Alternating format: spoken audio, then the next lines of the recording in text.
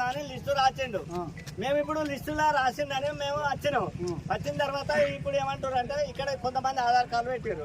ఇప్పుడు ఇట్లా కాదు, మొత్తం వీణాక రాని వీణాక లైన్ పెట్టుకొని అక్కడ టోకన్ ఇద్దామని అంటే మీరు మా పేర్లు అయితే లిస్టులో రాసుకున్నారు కదా, ఆ లిస్టు అయిపోయిన తర్వాత మళ్ళీ మిగతా వాళ్ళు లిస్ట్ ఇయ్యి.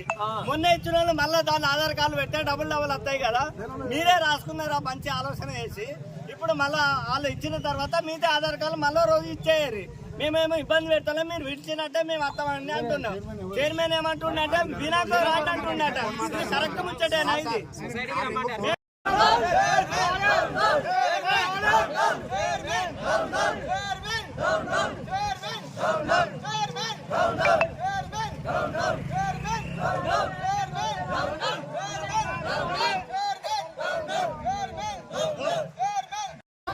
అలా రైతులు ఈరోజు యూరియా గురించి చాలా ఇబ్బంది పడి ఎంత అంతే అంత చాలా ఇబ్బంది పడ్డారు. రైతు పాలన అని ప్రజాపాలన అని రేవంత్ రెడ్డి గారు హామీలు ఇచ్చి ఈరోజు ఇక్కడ రైతులను ఎంత అరికోసపుచ్చుకుంటారో మీరు ఒక్కసారి చూడండి. రైతులు యూరియా గురించి చాలా ఇబ్బంది పడుతున్నారు. కాబట్టి ప్రభుత్వం వెంటనే యూరియా బస్తాలు ఎక్కువ కేటాయించి రైతులను ఆదుకోవాలని మా యొక్క మనవి.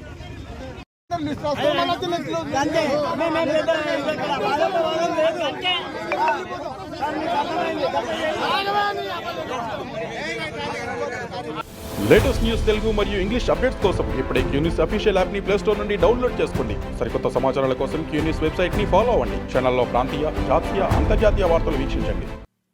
లైక్ చేయండి.